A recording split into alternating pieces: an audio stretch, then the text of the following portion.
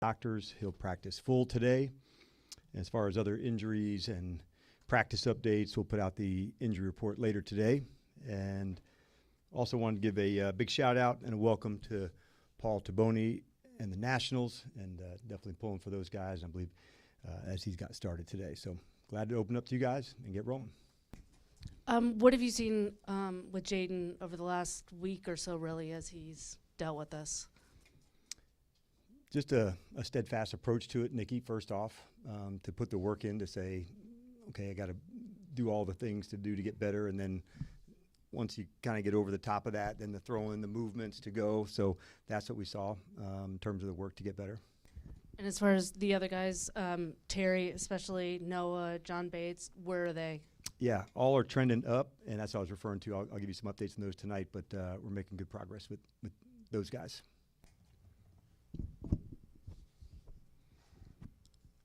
Dan, what will the next 48 hours be like in terms of what you're looking for from Jaden before you make a decision? Just real back into the fold of it, David. He'll get all the reps at the practice, so we'll be back at a full speed, the execution, the timing, all of that. That's really what I'm looking for, but he's definitely chomping at the bit to get going. So, or just running the offense, being back to himself. That was our discussion today to make sure, man, like all the looks, all the calls, and the speed of the practice. I know you understand his competitive nature, and I'm sure he understands your authority, but I wonder what those conversations are like when he's telling you I can go, and you're telling him, I hear you, but not yet. Yeah. It's good that I've known him for a year and a half now. I think when you're first getting to know somebody, you're feeling that out, but knowing what his best looks like, and also having trust in one another to do that. And so I think that's a big piece of it. Hi, Coach. You guys are heading into Los Angeles early. What is the benefit for your team to have that extra day of practice at the Coliseum already in Southern California? Yeah, we decided that in the spring that we oftentimes like to take an extended trip when we can. We had done it for a trip last year. We know obviously we're going to Madrid. We'll do that one as an extended time. I think it's some good spaces for the team to get together. It's also to get acclimated, to get ready. There's a big time change with that, and so we thought we would make that decision to go out early, get ourselves fully ready to go play at our best. With working Cosme back into the lineup, you guys have had a lot of change on the offensive line. How difficult is that for maybe your signal callers to adapt to all those changes up front?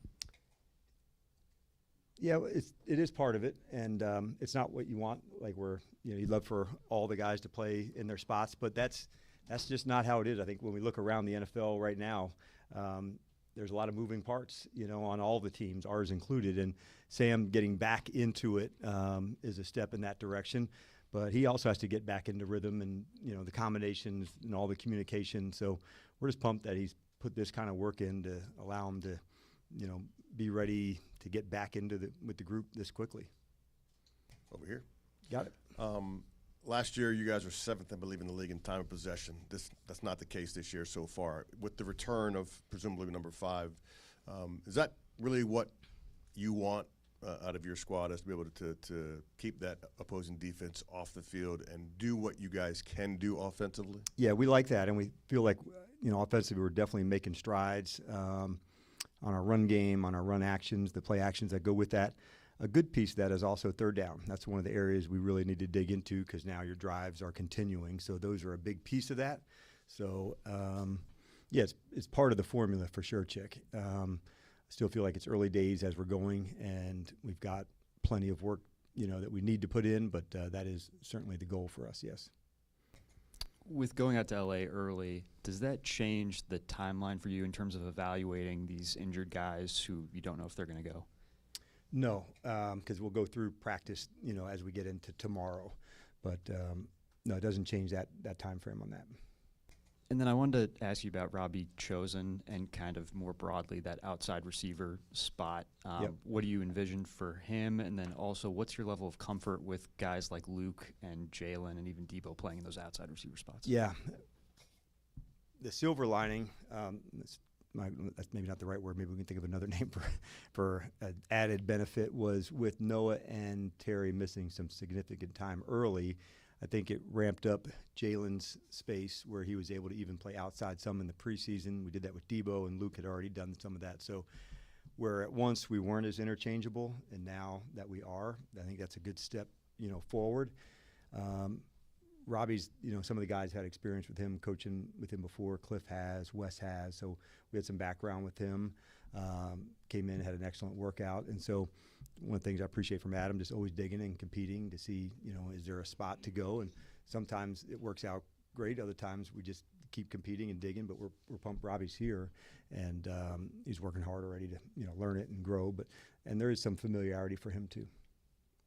Dan, I know it's been a bumpy start for the season for the defense overall, but what gives you confidence that the unit will be able to turn it around moving forward for the rest of the year? A lot of confidence. I thought, there's a lot of progress that I thought, with the exception of the second half on third down. That's a big piece of how you want to play. I thought, in 2 games, the energy and intensity has been what I'd hoped it would be in pass rush, and 2 others, not so much. And so that gives me a good sense of what I know it can look like. Had we not seen that, I might feel differently. So I've got plenty of confidence in how we want to play and what it will look like. And so I'm very much looking forward to seeing that. Dan, in terms of the secondary and those back end guys, how do you improve communication? Like, how as a defensive-minded coach and your staff, how can you help improve communication with the secondary guys? Well, I think first it starts in meeting rooms to make sure when you make a call, like you're just echoing it. It's the collaboration, that you're working on together. You take that into the walkthrough portions and then onto the field. So you just emphasize it every way. It's not going back to walk, crawl, run, but it's just the emphasis of it over and over. Say it again. If you don't hear it, repeat it back. Communication is also sent and acknowledged. So if I give you a call, you're giving me a signal back. Some's verbal, some's nonverbal. So like most things, you get what you emphasize, and we're certainly going to dig in hard on that. Curious about the balance and kind of the mindset of applying pressure in terms of when to throw a blitz, when to go more blitz heavy, when to rush 4.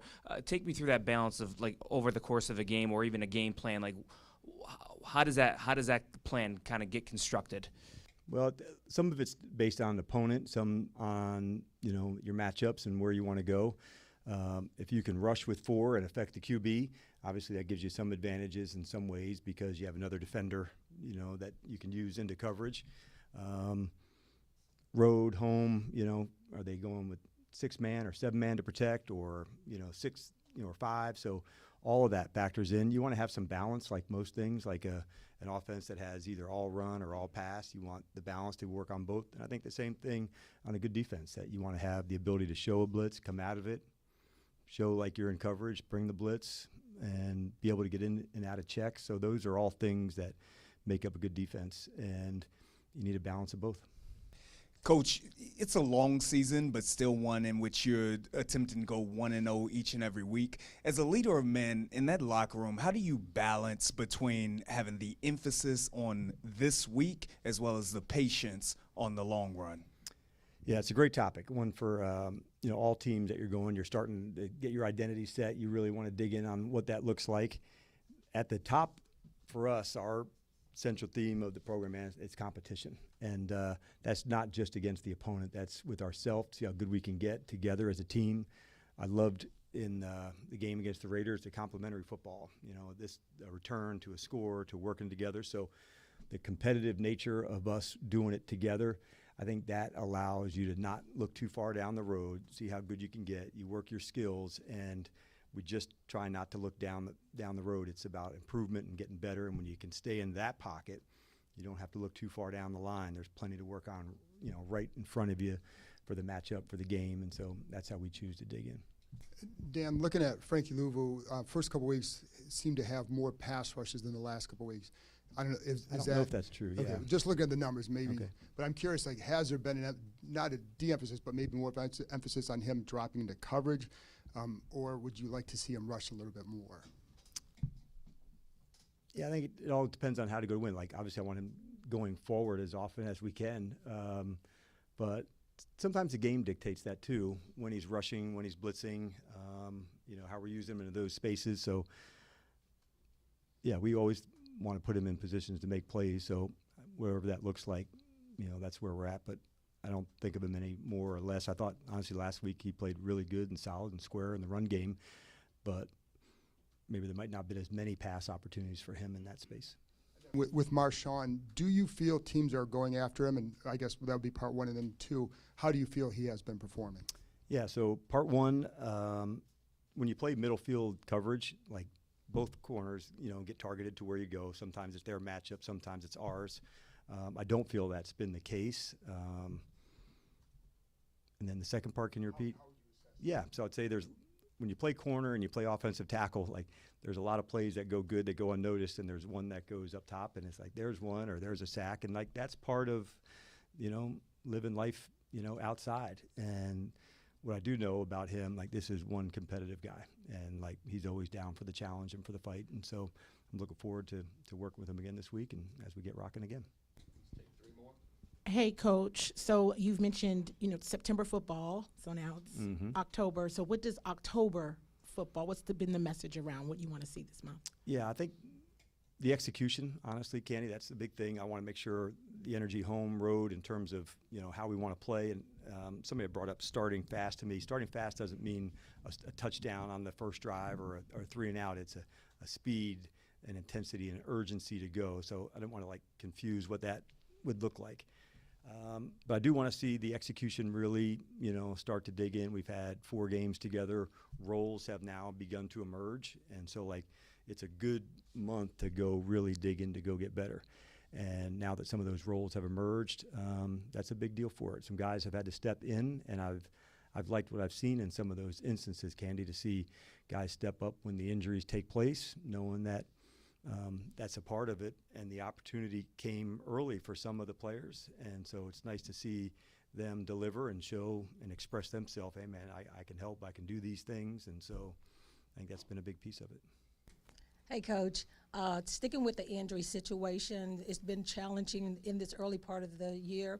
With some of those guys that have stepped in, do you have to tweak any of those things a little bit because of the injuries? You suffered another one last week with Jean Baptiste, and who will be filling in for him? Yes, you do want to, not one size fits all, Donna, into that. So when somebody's featured in a different role or a different spot, it's not just, add water and the same result will take place. So you may have to do things a little bit differently. I think we maybe spoke about that a little bit with Austin and what that would look like, and then with Will.